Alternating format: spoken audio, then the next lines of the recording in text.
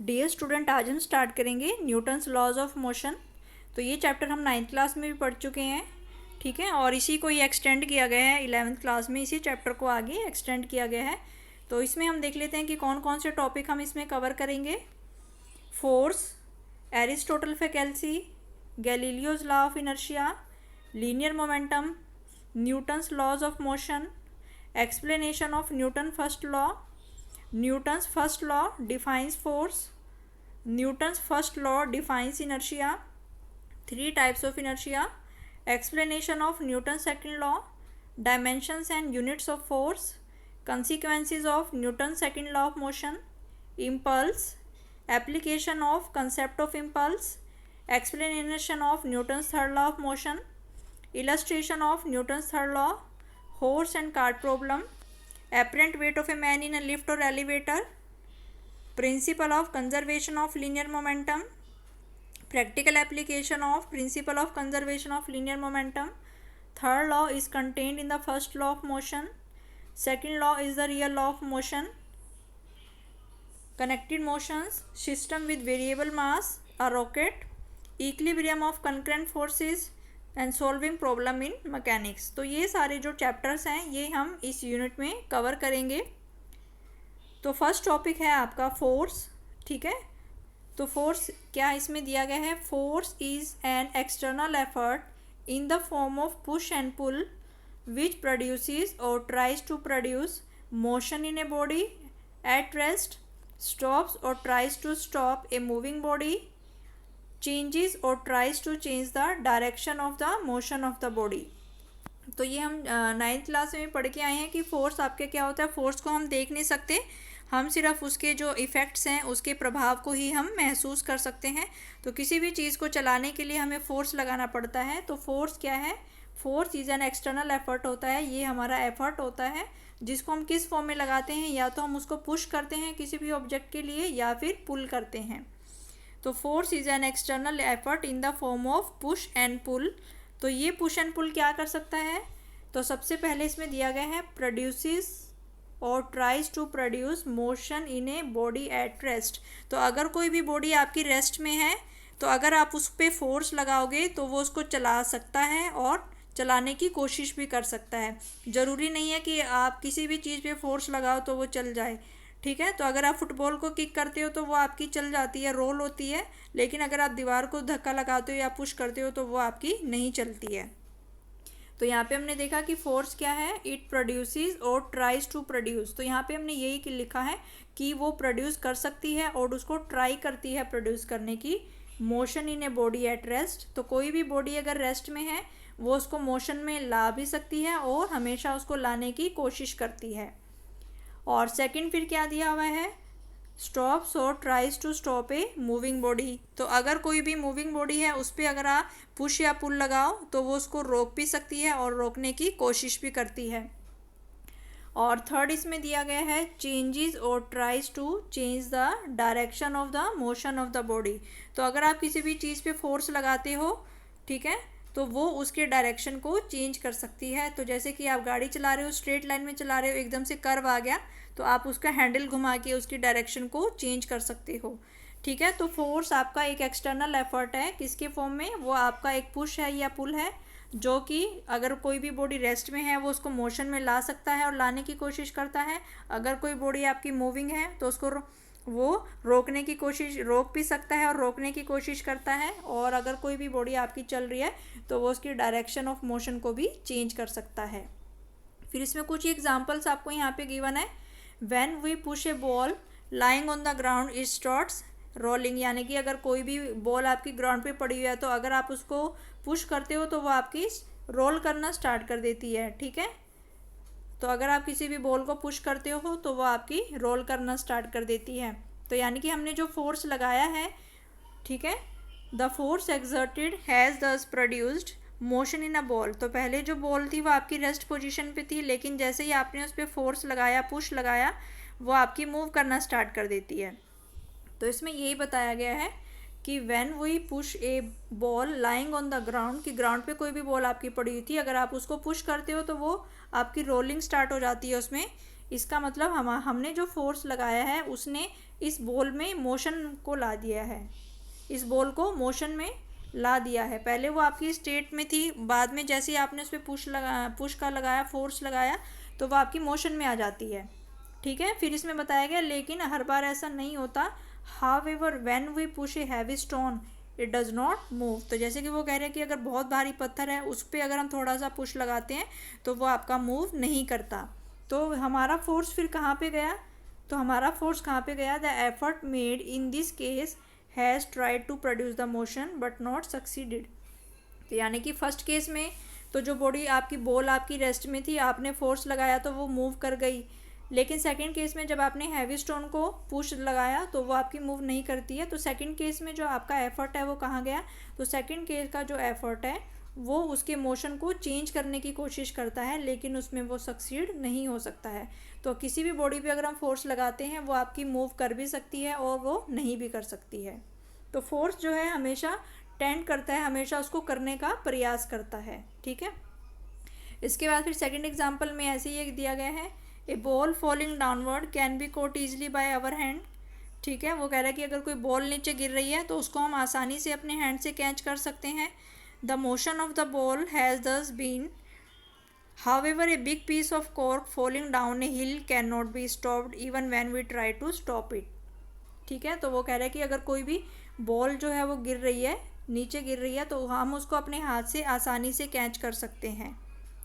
ठीक है, और इसी वजह से जो मूविंग बॉडी है ये फिर आपकी, जैसे ही आप बॉल को कैच करोगे तो ये बॉल पहले आपकी चल रही थी, मोशन में थी, जैसे ही आपने अपने हाथ से इससे को कैच किया इसकी वेलोसिटी क्या हो गई, एकदम ज़ीरो हो गई, तो ये आपकी रेस्ट पोजीशन में आ गई। तो फोर्स लगा के आपने मूविंग बॉडी को रेस्ट पोजीशन में ले आए आप। ठीक है, फिर इसमें दिया हुआ है however a big piece of rock falling down a hill can not be stopped. ठीक है, वो कह रहा है कि बॉल को तो हमने कैच कर लिया, बॉल पहले आपकी मूविंग में थी, जैसे ही हम उसको कैच कर लेते हैं वो आपकी स्टॉप हो जाती है। लेकिन अगर पहाड़ से कोई बहुत बड़ा पत्थर आपका गिर रहा है और आप उसको कैच करने की कोशिश करते हो तो भी वो आपके हाथ के द्वारा रुकती नहीं है, लेकिन आपके हाथ जो है वो उसको रोकने के एफर्ट कर रहे हैं। ठीक है, तो फोर्स जो है किसी भी रेस्ट बॉडी को मोशन में ला सकता है या मूविंग बॉडी को रेस्ट में ला भी सकता है और नहीं भी ला सकता है। तो ये इस एग्जाम्पल में दिखाया गया था। इसके बाद फिर नेक्स्ट एग्जाम्पल इसमें दिया गया है, when a piece of stone tied to one end of string is whirled in a circle a constant force has to be exerted by the hand along the string. This is because the natural tendency of a body is to move along a straight line. Force is spent in changing the direction of the body from the straight line path to the circular path. ठीक है, वो कह रहा है कि जैसे हमारे पास कोई भी ये रस्सी है, कोई भी धागा है, यहाँ पे अगर हमारे पास कोई भी पत्थर हमने बांधा हुआ है और ये हमने अपने हाथ में पकड़ा हुआ है, तो इसको घुमाने के लिए हमें क्या करना पड़ेगा, अपने हाथ से फोर्स लगाना पड़ेगा। अगर हम इस रस्सी, ये जो पत्थर बंधा हुआ है आपकी रस्सी पे, अगर हम इसको घुमाना चाहते हैं तो हमारे हाथ से, पहले ये कैसे आपका ये स्ट्रेट लाइन मोशन में, तो अब इसमें क्या है, इसमें हर पॉइंट में डायरेक्शन चेंज हो रही है। अगर हम इसको सर्कल में मूव करा रहे हैं तो हर पॉइंट पे डायरेक्शन चेंज हो रही है, तो हम कंटिन्यूस हम इसमें फोर्स अप्लाई करना पड़ेगा। ठीक है, तो इसमें फोर्स आपका कहाँ पे इस्तेमाल हो रहा है, force is spent in changing the direction of the motion of the body from straight line path to the circular path. ठीक है, तो कोई भी धागे से आपका पत्थर बंधा हुआ था, पहले आपने सीधा उसको हाथ में पकड़ा हुआ था। ठीक है, ये आपका पहले ऐसे था सीधा, फिर आपने क्या किया, इसको घुमाना शुरू कर दिया। तो इस तरीके से तो आपको लगातार जो है फोर्स लगाना पड़ेगा इसको घुमाने के लिए। तो इस टाइम फोर्स आपका कहाँ पे यूज़ हो रहा है, changing the direction of the motion of the body. इस केस में फोर्स जो है बॉडी की डायरेक्शन को चेंज करने में इस्तेमाल हो रहा है, और वो डायरेक्शन कहाँ चेंज हो रही है आपकी स्ट्रेट लाइन से सर्कुलर पाथ में जो है वो आपकी चेंज हो रही है। ठीक है, तो इस तरीके से यहाँ पे हमने देखा कि फोर्स आपका एक ऐसा इफेक्ट होता है जो कि किसी भी बॉडी को क्या कर सकता है, प्रोड्यूसेस और tries to produce motion in a body at rest. तो कोई भी बॉडी अगर रेस्ट में है उसको मोशन में लाने की कोशिश करता है, और कोई भी अगर आपकी मूविंग बॉडी है तो उसको रेस्ट में लाने की कोशिश करता है, और कोई भी बॉडी अगर आपकी स्ट्रेट लाइन में चल रही है तो उसकी डायरेक्शन को चेंज करने की कोशिश करता है। तो ये आपका फोर्स हमने देखा, इसके एग्जांपल्स हमने देखे यहाँ पे। तो इसका मतलब है it should be clearly understood that some external agency is always needed to provide the force. वो कह रहा है कि फोर्स को प्रोवाइड करने के लिए हमें एक्सटर्नल फोर्स जो है कोई ना कोई एक्सटर्नल एजेंसी की जो है वो हमें ज़रूरत होती है। जैसे फर्स्ट वाले केस में फोर्स कहाँ से आया, फर्स्ट वाले केस में फोर्स हमारे हैंड्स के द्वारा आया, तो ये हमारी एक्सटर्नल एजेंसी हो गई। ठीक है, फिर इसमें दिया गया है कि ज़रूरी नहीं है कि फोर्स जो है वो आपका कॉन्टैक्ट में ही हो। तो उसने कहा है कि जो ग्रेविटेशनल फोर्स होते हैं और जो आपके मैग्नेटिक फोर्स होते हैं they can also exerts the force even from a distance. ठीक है, तो यहाँ पे ये दिया हुआ है कि ज़रूरी नहीं है कि बॉडी और कि कोई भी, जैसे हमने अभी बॉल को कैच किया तो हम जैसे ही हमने इसको कैच किया बॉल हमारे हैंड पे फोर्स लगाती है और हमारे हैंड भी जो है बॉल पे फोर्स लगाते हैं, तो वो दोनों क्या है एक दूसरे के कांटेक्ट में हैं। ठीक है, तो फिर इसने कहा है कि ज़रूरी नहीं है कि फोर्स और बॉडी कांटेक्ट में हो तभी वो फोर्स लगाती हैं। तो ये जो मैग्नेटिक फोर्स होता है और जो आपका ग्रेविटेशनल फोर्स होता है they can exert force on a body even from A distance. तो इसका मतलब कि बॉडी अगर आपकी कांटेक्ट में नहीं है तब भी आपका ग्रेविटेशनल फोर्स लग सकता है और आपका मैग्नेटिक फोर्स लग सकता है। जैसे कि मान लो यहाँ पे आपका मैग्नेट रखा है और यहाँ पे आपकी आयरन की नेल्स हैं।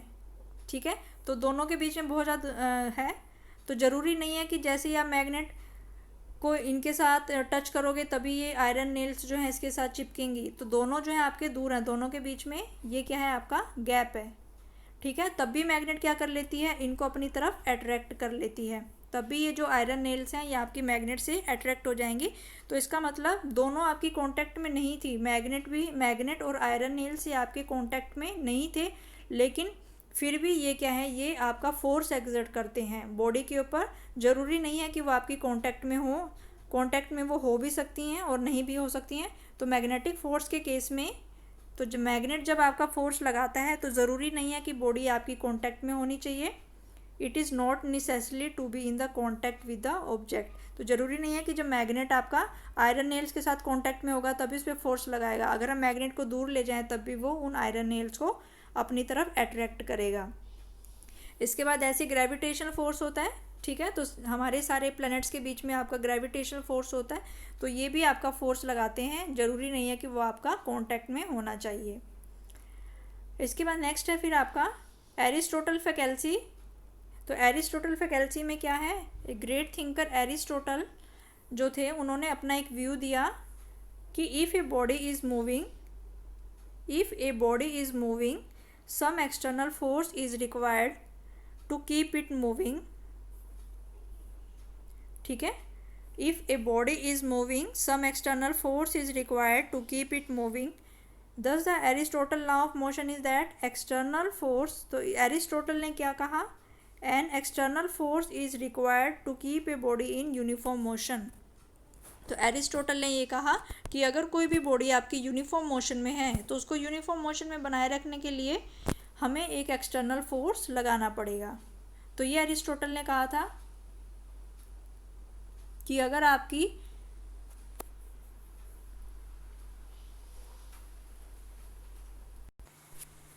तो इसमें एरिस्टोटल ने क्या बताया, तो उसने कहा external force is required an external force is required to keep a body in uniform motion. तो किसी भी बॉडी को यूनिफॉर्म मोशन में बनाए रखने के लिए हमें एक एक्सटर्नल फोर्स की ज़रूरत होती है। तो ये एरिस्टोटल ने बताया था, लेकिन बाद में जो है इनके इसमें जो उन्होंने अपना व्यू दिया था ये व्यू इनका गलत निकला। तो गैलीलियो ने जो है इनके व्यू को गलत बताया और उसमें करेक्शन उन्होंने की। तो फिर इन्होंने क्या कहा, there is a flaw in Aristotle argument. तो जो एरिस्टोटल ने ये जो आर्गूमेंट दिया था कि यूनिफॉर्म मोशन में ऑब्जेक्ट को बनाए रखने के लिए हमें एक्सटर्नल फोर्स लगाना पड़ता है, तो इसमें एक फ्लॉ था, यानी कि इसमें एक जो था वो गलत था ये। फिर इसने a ball rolling on the floor stops because an external force of friction between the ball and the floor and also the resistance of air opposes the motion of the ball। if there were no opposing force the ball rolling would never stop। ठीक है, तो इसमें ये बताया गया, इसमें क्या flop था कि कोई भी बॉल जो है वो अगर वो आपकी रोल कर रही है फ्लोर पे, ठीक है, तो कोई भी जो आपका फर्श है, फर्श पे जो है आपकी बॉल जो है वो रोल कराया आपने, उसको रोलिंग बॉल है आपकी, लुढ़क रही है कोई बॉल आपकी, तो थोड़े टाइम के बाद जो है वो आपकी रुक जाती है, ठीक है। वो क्यों रुक जाती है आपकी? Because of the force of friction, because of the force of friction, because of the force of friction between the ball and the floor. तो बॉल एंड फ्लोर के बीच में क्या लगता है? आपका फोर्स ऑफ फ्रिक्शन लगता है, ठीक है, और उसकी वजह से वो आपकी रुक जाती है। इसके अलावा और उसको कौन अपोज करता है? जो आपकी एयर है वो भी उसके मोशन को अपोज करने का काम करती है, ठीक है। लेकिन अगर ये अपोजिशन ना हो, if there were no opposing force, अगर यहाँ पे कोई भी अपोजिंग फोर्स ना हो, तो जो आपकी बॉल आपकी जो लुढ़क रही है आपकी फर्श पे, दैट विल नेवर स्टॉप, वो कभी भी आपकी नहीं रुकेगी, ठीक है। तो a ball rolling on the floor stops, क्योंकि यहाँ पे कोई भी बॉल है आपकी, ये आपका फर्श था, ठीक है, तो ये बॉल जो है आपने इसको पुश किया तो ये बॉल आपकी रोल कर रही है फर्श पे, ठीक है। और अगर ये थोड़े टाइम के बाद आपकी लुढ़कती हुई बॉल आपके फर्श पे थोड़े देर के लिए रुक जाती है, क्यों रुक जाती है? वो आपके फ्रिक्शन की वजह से रुक जाती है कि जो आपके बॉल में और फ्लोर के बीच में, जो आपका फर्श है और जो बॉल है उनके बीच में फोर्स ऑफ फ्रिक्शन लगता है, वो उसको रोक, उसके मोशन को अपोज करने का काम करते हैं, और जो आपके एयर है वो भी उसके मोशन को अपोज करने का काम करती है, ठीक है। तो अगर ये आपके ना हो, ये अपोजिंग फोर्स ना हो, तो अगर इनके कोई भी फ्रिक्शन ना हो, तो जो आपकी बॉल लुढ़क रही है फर्श पे वो कभी भी आपकी नहीं रुकेगी। In fact, the opposing forces such as the friction in case of solid and viscous forces in case of fluids always present in the natural world. That is why external agencies are necessary to overcome the opposing forces. ठीक है, तो वो कह रहे हैं कि ऐसा हम के जैसे कह रहे हैं कि अगर फ्रिक्शन ना हो तो वो जो बॉल है वो कंटिन्यू आपकी लुढ़कती रहेगी, वो कभी भी आपकी नहीं रुकेगी। तो फिर इसमें यही बताया कि ऐसा कभी भी नहीं होता कि कोई भी फ्रिक्शन ना हो। अगर हम सॉलिड की बात करें तो सॉलिड में भी हमेशा आपका फ्रिक्शन होता है, और अगर हम लिक्विड की बात करें या फिर हम गैसेस की बात करें तो उसमें भी जो है आपका फ्रिक्शनल फोर्स होता है, जिसको हम विस्कस फोर्स कहते हैं। तो चाहे हम सॉलिड मीडियम की बात करें, लिक्विड मीडियम की बात करें या गैस मीडियम की बात करें, हमेशा सब में कोई ना कोई फ्रिक्शन आपका प्रेजेंट होता है, और कोई भी आपकी ऐसी जगह नहीं है जहाँ पे आपका फ्रिक्शन ना हो। तो a world without any friction ऐसा नहीं हो सकता। तो इसीलिए उसने no force would be required to keep a body moving uniformly along a straight line, ठीक है। इसके बाद फिर गैलीलियो लॉ ऑफ इनर्शिया है कि जो एरिस्टोटल फैकल्टी थी उसने जो कहा था कि कोई भी बॉडी अगर यूनिफॉर्म मोशन में है तो उसको यूनिफॉर्म मोशन में बनाए रखने के लिए हमें एक्सटर्नल फोर्स लगाना पड़ेगा, ठीक है। तो ये हम देखते हैं। फिर गैलीलियो ने बहुत सारे एक्सपेरिमेंट किए थे। तो गैलीलियो ने जो एक्सपेरिमेंट किए थे यहाँ पे उनकी डिटेल है। तो Galileo studied the motion of object on an inclined plane. तो गैलीलियो ने बहुत सारे एक्सपेरिमेंट किए और उसने जो है बहुत सारे ऑब्जेक्ट के मोशन को जो है वो स्टडी किया ऑन एन इंक्लाइंड प्लेन, ठीक है। तो इंक्लाइंड प्लेन आपका कैसा होता है? तो ये आपका एक इंक्लाइंड प्लेन होता है। तो यहाँ से कोई भी जो बॉल है उसने गिरा दी यहाँ से, तो उसके मोशन को जो है उसने ऑब्जर्व किया, ठीक है। तो उसने क्या फाउंड किया? Object moving down a smooth inclined plane accelerate, ठीक है। तो उसने क्या बताया कि अगर कोई भी ऑब्जेक्ट आपका ये इंक्लाइंड प्लेन है, अगर आप इस बॉल को यहाँ से गिराओगे तो ये बॉल जैसे ही नीचे जाएगी इसकी स्पीड क्या हो जाएगी? एकदम से बढ़ जाएगी, ठीक है। तो इसमें यही बताया है कि जो ऑब्जेक्ट आपके नीचे जा रहे हैं, object moving down the inclined plane will accelerate, यानी कि जो ऑब्जेक्ट आपके नीचे जा रहे हैं उनकी स्पीड बढ़ जाएगी, यानी कि वो ज़्यादा आपके उनका एक्सेलरेशन जो है वो बढ़ जाएगा, दे विल एक्सेलरेट, ठीक है। Similarly object moving up a smooth inclined plane will retard. तो उसने क्या कहा है कि अगर हमने बॉल को यहाँ से छोड़ा और वो नीचे जा रही है तो उसकी स्पीड एकदम से क्या हो जाएगी? बढ़ जाएगी, और उसका एक्सेलरेशन जो है वो यहाँ से बढ़ जाएगा।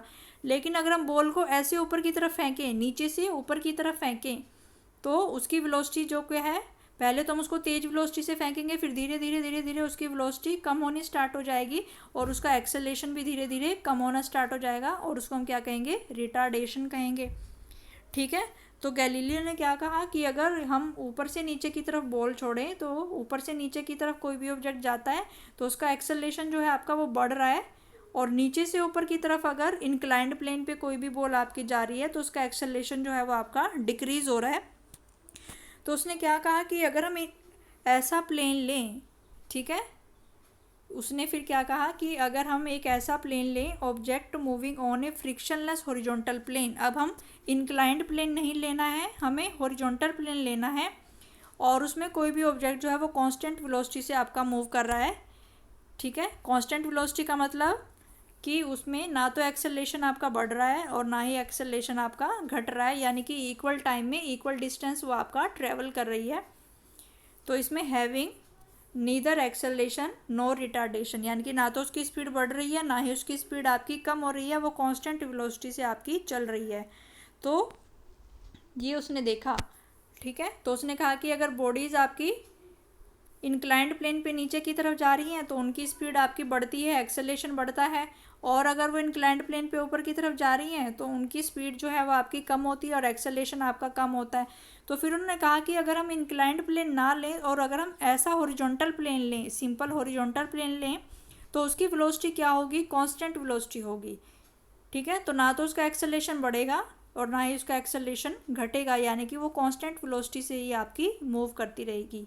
ठीक है, तो इस तरीके के हॉरिजॉन्टल प्लेन में तो हमने देखा कि इंक्लाइंड प्लेन में नीचे आ रही है तो एक्सेलरेशन बढ़ रहा है और इंक्लाइंड प्लेन पे ऊपर जा रही है तो एक्सेलरेशन आपका कम हो रहा है। तो अगर हम एक सरफेस हॉरिजॉन्टल सरफेस लें जिसमें कोई भी एंगल आपका नहीं है तो उस केस में जो वेलोसिटी है वो क्या रहेगी, आपकी कांस्टेंट रहेगी, यानी कि उसमें उसकी स्पीड ना तो बढ़ेगी और ना ही आपकी घटेगी, वो आपकी कांस्टेंट वेलोसिटी से मूव करेगा। तो ये फिर इसमें दिखाया गया आपको कि वो आपका कांस्टेंट वेलोसिटी से जो है वो मूव करेगा इस तरीके से। ठीक है, तो फिर इसने यहाँ पे बताया गया है, फिर यहाँ पे तो ये गैलीलियो ने ऑब्जर्व किया था, a ball release from the rest on the one horizontal smooth roll down and climbs up on the another smooth inclined plane. तो ये जो था ये इसका फर्स्ट एक्सपेरिमेंट था। ठीक है, ये वाला जो अभी हमने देखा कि ये जो था ये आपका फर्स्ट एक्सपेरिमेंट था कि बॉडी अगर आपकी नीचे जा रही है तो इसकी स्पीड बढ़ रही है और ऊपर की तरफ जा रही है तो इसकी स्पीड आपकी कम हो रही है। तो अगर वो आपकी हॉरिजॉन्टल प्लेन पे चलेगी तो उसकी स्पीड ना तो बढ़ेगी ना ही उसकी स्पीड कम होगी, बल्कि वो कौन सी स्पीड से चलेगी, आपकी वो कांस्टेंट वेलोसिटी से आपकी मूव करेगी। इसके बाद फिर गैलीलियो ने एक और एक्सपेरिमेंट यहाँ पे किया था। ठीक है, तो ये वाला एक्सपेरिमेंट किया था, in an ideal situation when there is no friction. इसने फिर जो आपका सेकंड एक्सपेरिमेंट था, सेकंड एक्सपेरिमेंट में क्या बताया, a ball released from the rest on one smooth inclined plane rolls down and climbs up the other smooth inclined plane. He found that in the ideal situation when there is no friction, final height of the ball is the same as the initial height. In actual practice, when some friction is there, final height is somewhat less than the initial height. In no case final height is ever greater than the initial height. When the slopes of the two planes are same, distance covered in rolling down one inclined plane is the same as the distance covered in climbing up the another inclined plane. तो इसमें experiment में ये आपको figure 3A2 में दिखाया गया है। तो यहाँ पे कोई भी बॉल को जो है ड्रॉप किया जाता है। ठीक है, तो यहाँ पे कोई भी जो बॉल है फ्रिक्शनलेस सरफेस पे ड्रॉप किया जाता है, तो जितनी हाइट से ये जाती गई है उतनी ही हाइट तक ये ऊपर जाती है। तो दोनों की जो हाइट है लेफ़्ट साइड में और राइट साइड में वो सेम होती है। ठीक है, तो ये गैलीलियो ने ऑब्जर्व किया था कि ये आपका फ्रिक्शनलेस सरफेस है, यहाँ पे बॉल को आप नीचे गिरा रहे हो तो फिर ये इस पर हो जाती है, फिर ये इस इंक्लाइंड प्लेन पे ऊपर जाती है। पहले ये नीचे जा रही है, फिर ऐसे और फिर ऐसे। ठीक है, तो वो कह रहा है कि अगर सरफेस फ्रिक्शनलेस है तो यहाँ से लेके यहाँ तक की जितनी हाइट थी उतनी ही हाइट आपकी यहाँ से लेके यहाँ तक की होगी। तो यानी कि जो इनिशियल हाइट है और फाइनल हाइट है वो आपकी सेम होगी, initial and final height is same. ठीक है, फिर उसने कहा कि सेकंड फिगर ये चीज़ आपको किस में दिखाई गई है, फिगर ए में आपको बताया गया है। ठीक है, कि अगर आपका फ्रिक्शनलेस सरफेस है, यहाँ से कोई आप बॉल गिरा रहे हो फिर ऐसे जा रही है, ये बॉल आपकी इनिशियल और फाइनल हाइट जो है वो आपकी सेम है, यानी कि यहाँ से लेके यहाँ तक का जो डिस्टेंस है और यहाँ से लेके यहाँ तक का जो डिस्टेंस है, जिसको हम हाइट भी कहते हैं, तो वो हाइट जो है वो सेम है। ठीक है। फिर सेकंड फिगर में इसमें क्या दिखाया गया है, सेकंड सिचुएशन में यहाँ पे बताया गया है when the slope of second smooth incline plane in decrease. तो जो सेकंड इंक्लाइन प्लेन है, अगर हम उसके स्लोप को डिक्रीज़ कर देंगे, फिर एक्सपेरिमेंट को रिपीट किया तो क्या होगा, तो उसने क्या ऑब्जर्व किया, ball still reaches the same final height but in doing so it travels a large distance. ठीक है। वो कह रहा है कि यहाँ से इस वाले में, यहाँ पे ये जो सेकंड इंक्लाइन प्लेन आपका, ये जो सेकंड इंक्लाइन प्लेन है, इसके स्लोप को आपने कम कर दिया, यानी कि यहाँ से अगर हम इसका एंगल देखें, ये एंगल ज़्यादा है और ये वाला एंगल जो है ये कम है। तो जो ये सेकंड इंक्लाइन प्लेन है, ये सेकंड इंक्लाइन प्लेन है, ये फर्स्ट इंक्लाइन प्लेन है। ठीक है। तो सेकंड वाले का अगर हम एंगल को डिक्रीज़ कर दें तो बॉल जो है फिर भी आपकी सेम हाइट तक ही जाएगी, लेकिन ऐसा करने के लिए उसको जो है यहाँ से लेके यहाँ तक का ज़्यादा डिस्टेंस ट्रैवल करना पड़ेगा। तो यहाँ पे हम देखें, यहाँ पे उसको कितना डिस्टेंस ट्रैवल करना पड़ रहा है, इतना डिस्टेंस ट्रैवल करना पड़ रहा है फर्स्ट इंक्लाइन प्लेन में, और सेकंड इंक्लाइन प्लेन में उसको ज़्यादा डिस्टेंस ट्रैवल करना पड़ रहा है। तो यही उसने गैलीलियो ने ऑब्जर्व किया कि अगर हम जो सेकंड इंक्लाइंड प्लेन है उसके एंगल को अगर हम डिक्रीज़ करें तो बॉल फिर भी आपकी सेम हाइट पे जाएगी, लेकिन सेम हाइट तक पहुंचने के लिए उसको जो है लार्जर डिस्टेंस ट्रैवल करना पड़ेगा। ठीक है। यहाँ पे तो दोनों की हाइट सेम है और वो सेम टाइम में आपकी पहुँच जाती है, लेकिन अगर हम इस वाले स्लोप, इस वाले प्लेन का अगर हम एंगल कम कर दें तो बॉल जो है फिर भी आपकी सेम हाइट तक जाएगी, लेकिन सेम हाइट तक जाने के लिए उसको ज़्यादा डिस्टेंस जो है वो ट्रैवल करना पड़ेगा। फिर सिमिलरली फिर गैलीलियो ने क्या किया कि उसने कहा कि अगर इसको स्लोप को कम करते हैं तो बॉल जो है ज़्यादा डिस्टेंस ट्रैवल कर रही है सेम हाइट को कवर करने के लिए, तो उसने सोचा कि फिर इस वाले जो इंक्लाइंड प्लेन का है इसका एंगल ही वो क्या कर दें, जीरो कर दें, एंगल ही इसको क्या कर दें, जीरो कर दें, यानी कि इसको हम क्या बना दें, हॉरिजॉन्टल अगर बना दें। तो अगर ये हॉरिजॉन्टल सरफेस होगा तो बॉल को कितना डिस्टेंस ट्रैवल करना पड़ेगा, बॉल को इनफाइनाइट डिस्टेंस ट्रैवल करना पड़ेगा, यानी कि बॉल जो है वो आपकी इनफाइनाइट डिस्टेंस तक ट्रैवल करती रहेगी। तो ये जो है ये आपका सी में दिखाया गया है यहाँ पे, when the slope of second smooth inclined plane is made zero, यानी कि जो आपका सेकंड इंक्लाइंड प्लेन है अगर हम उसके एंगल को ज़ीरो कर दें, यानी कि उसको हॉरिजॉन्टल बना दें, ठीक है, तो बॉल जो है वो आपका इनफाइनाइट डिस्टेंस ट्रैवल करेगी इन एन आइडियल सिचुएशन। कब, जब वहाँ पे कोई भी फ्रिक्शन नहीं है। और सबसे इम्पोर्टेंट क्या है कि motion of the ball never ceases, कि जो बॉल का मोशन है वो आपका कभी भी ख़त्म नहीं होगा। ठीक है। तो ये गैलीलियो के एक्सपेरिमेंट में बताया था कि पहले में अगर दोनों इंक्लाइन प्लेन के एंगल यहाँ पे सेम है तो बॉल जो है वो सेम टाइम में सेम हाइट ट्रैवल करेगी, लेकिन अगर आपने एंगल को कम कर दिया, ठीक है, तो वो सेम हाइट को ट्रैवल करने के लिए ज़्यादा डिस्टेंस ट्रैवल करेगी। अगर आप एंगल को ज़ीरो ही कर दो तो यानी कि वो सेम हाइट को अचीव करने के लिए इनफाइनाइट डिस्टेंस ट्रैवल करेगी, यानी कि बॉल का मोशन जो है वो कभी भी ख़त्म आपका नहीं होगा और वो कंटिन्यूसली आपकी मूव करती रहेगी। और कंडीशन क्या है कि when there is no friction, कि अगर आपका फ्रिक्शन लेस सरफेस है तब ये आपका ऐसा होगा। ठीक है। तो फिर इसने गैलीलियो ने क्या बताया यहाँ पे कि जो आपकी स्टेट ऑफ रेस्ट होती है और जो आपका स्टेट ऑफ मोशन होता है with constant velocity are equivalent. ठीक है। इसका मतलब कि अगर बॉडी कोई रेस्ट में है या फिर बॉडी कोई आपकी यूनिफॉर्म मोशन में है या कांस्टेंट वेलोसिटी से अगर मूव कर रही है तो वो दोनों सिचुएशन क्या है, वो दोनों सिचुएशन आपकी बराबर है। ठीक है। स्टेट ऑफ रेस्ट का मतलब कि कोई भी बॉडी अगर रेस्ट में है इसका मतलब उस पर लगने वाले सारे फोर्सेस आपके क्या है, ज़ीरो हैं। और अगर आपकी जो स्टेट ऑफ मोशन है with constant velocity are equivalent, तो यानी कि अगर कोई बॉडी रेस्ट में है वो सिचुएशन किसके बराबर होगी कि अगर कोई बॉडी आपकी कांस्टेंट वेलोसिटी के साथ मूव कर रही है, दोनों सिचुएशंस आपकी सेम होती हैं, दोनों ही केसेस में कोई बॉडी के ऊपर कोई भी फोर्स आपका नहीं लगता। तो कोई बॉडी रेस्ट में है इसका मतलब उस पर लगने वाले सारे फोर्सेस का सम क्या होता है, ज़ीरो होता है। बॉडी रेस्ट में है तो इसका मतलब कोई भी फोर्स नहीं है उसको चलाने के लिए, या हम ये भी कह सकते हैं कि सारे फोर्सेस जो है वो आपके कैंसिल हो जाते हैं उसको चलाने के लिए। और अगर कोई भी बॉडी आपकी यूनिफॉर्म वेलोसिटी से मूव कर रही है तो उस केस में no net force acting on the body. ठीक है। तो ये इंपॉर्टेंट कंडीशन गैलीलियो ने बताई कि जो आपकी स्टेट ऑफ रेस्ट होती है और जो आपकी स्टेट ऑफ मोशन होती है विद कांस्टेंट वेलोसिटी, यानी कि अगर कोई बॉडी आपकी रेस्ट में है उस पर भी सारे फोर्सेस जो होंगे वो ज़ीरो होंगे, और अगर वो कांस्टेंट वेलोसिटी से मूव कर रही है यानी कि तब भी उस पर लगने वाले सारे फोर्सेस क्या होंगे, ज़ीरो होंगे।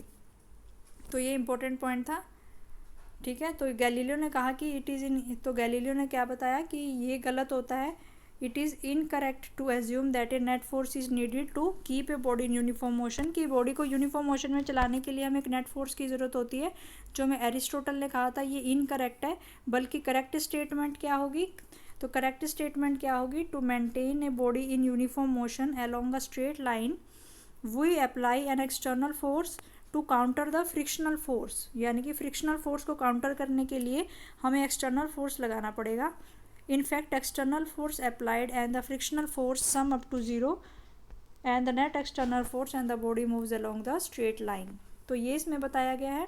एरिस्टोटल ने जो कहा था कि जो नेट फोर्स है किसी भी बॉडी को यूनिफॉर्म मोशन में बनाए रखने के लिए फोर्स की ज़रूरत होती है, तो वो आपकी इनकरेक्ट है। तो करेक्ट स्टेटमेंट क्या होगी कि हमें कोई भी बॉडी जो अगर आपकी यूनिफॉर्म मोशन में चल रही है, ठीक है, तो हमें एक्सटर्नल फोर्स लगाना पड़ता है। और वो एक्सटर्नल फोर्स हमें क्यों लगाना पड़ता है, फ्रिक्शनल फोर्स को ख़त्म करने के लिए या फ्रिक्शनल फोर्स को ओवरकम करने के लिए, ठीक है, उसके बीच के फ्रिक्शनल फोर्स को ओवरकम करने के लिए हमें एक्सटर्नल फोर्स लगाना पड़ता है, ठीक है। फिर यहाँ पे बताया गया कि जो हमारे एक्सटर्नल फोर्सेस होते हैं, जो हमने एक्सटर्नल फोर्स लगाए हैं फ्रिक्शन को बैलेंस करने के लिए, और जो फ्रिक्शनल फोर्स होते हैं they sum up to zero to give the net zero external force and body continues to move along a straight line, ठीक है। तो ये हमने यही बताया इसमें कि कोई भी बॉडी अगर आपकी यूनिफॉर्म मोशन के साथ आपकी कांस्टेंट वेलोसिटी के साथ मूव कर रही है, तो रेस्ट वाली पोजीशन और जो कांस्टेंट वेलोसिटी के साथ अगर बॉडी आपकी मूव कर रही है वो दोनों ही आपकी सेम होती हैं। तो जो आपको एक्सटर्नल फोर्स लगाना है वो फ्रिक्शनल फोर्स को ओवरकम करने के लिए लगाना है। तो मान लो कि ये कोई आपका ऑब्जेक्ट है, ठीक है, तो यहाँ पे आप फोर्स लगा रहे हो उसको चलाने के लिए, ये आपका एक्सटर्नल फोर्स है, और फ्रिक्शनल फोर्स जो होता है हमेशा आपका अपोजिट होता है। तो दोनों फोर्सेस सम अप करके क्या देंगे, ज़ीरो देंगे। तो इस बॉडी पे लगने वाले दोनों फोर्सेस का सम क्या होगा, ज़ीरो होगा। एक्सटर्नल फोर्स आपको लगाना पड़ रहा है क्योंकि एक्सटर्नल फ्रिक्शनल फोर्स को ओवरकम करने के लिए, ठीक है। तो ये इसमें बताया कि जो टोटल होगा एक्सटर्नल फोर्स प्लस जो आपका फ्रिक्शनल फोर्स है, दोनों का सम किसके बराबर होगा, ज़ीरो के बराबर, क्योंकि दोनों की डायरेक्शन क्या होती है, अपोजिट डायरेक्शन होती है।